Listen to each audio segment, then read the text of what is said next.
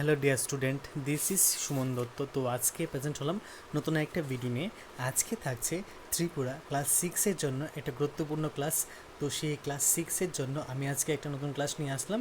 তো ক্লাস 6-এর অঙ্ক থেকে আমি চ্যাপ্টার নাম্বার 1 থেকে, ঠিক আছে, পেজ নাম্বার হবে 5।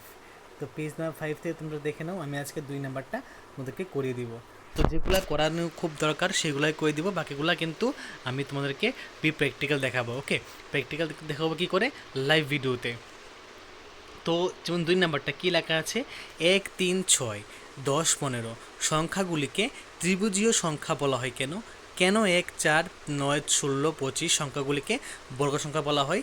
অথবা আবার দেখো কি এখানে আছে, 1, 8, 27, 64, 125 সংখ্যাগুলিকে কেন গণসংখ্যা বলা হয়?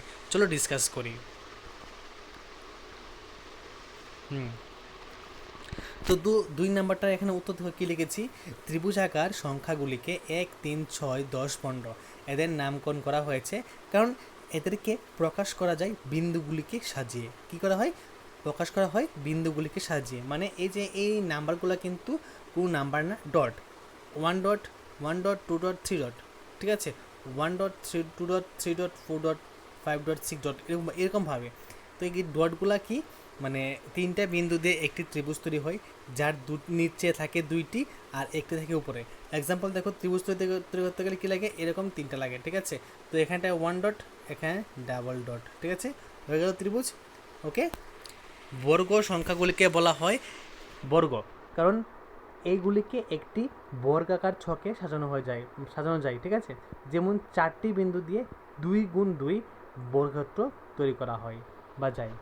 ঘন সংখ্যাগুলিকে 1, 8, 27, 64, 125 একটি বড় ঘনকের মধ্যে কতগুলি ছোট ছোট ঘনক আঁটবে, ঠিক আছে, তা বোঝায় যেখানে প্রতিটি সংখ্যা একটি পূর্ণ সংখ্যার ঘন।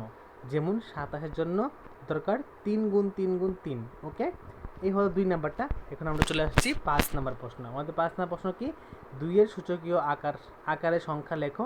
3-এর সূচকীয় আকারের সংখ্যার ক্রমকে চিত্রিত করার কোনো উপায় কি তুমি ভাবতে পারো? এখানে 2-এর সূচকীয় আকার সম্পর্কে চিন্তা করার একটি সম্ভাব্য উপায় দেওয়া হয়েছে, ঠিক আছে। দেখো কি উত্তরটা, কি উত্তরটা এখানে হলো, যেটা হলো 2-এর সূচকীয় আকারের সংখ্যাগুলি হলো 2, 4, 8, 16, 32। কি 2, 4, 8, 16, 32। এবং 3-এর সূচকীয় আকারের সংখ্যা হলো কি 3, 9, 27, 81। বা আরও তোমরা যদি চাও লিখতে পারো, 2-এর সূচকীয় আকারকে একটি গাছের মতন করে চিত্রিত করা যেতে পারে। কীরকমভাবে? এটা গাছের মতন করে, যেখানে প্রতিটি ধাপে শাখাগুলি দ্বিগুণ হয়। কি শাখাগুলি দ্বিগুণ হয়।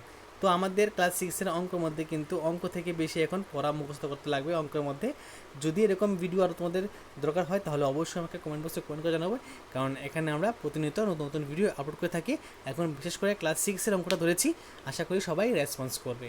তো ধন্যবাদ সবাইকে, আবার দেখা হচ্ছে নতুন একটা ভিডিওতে।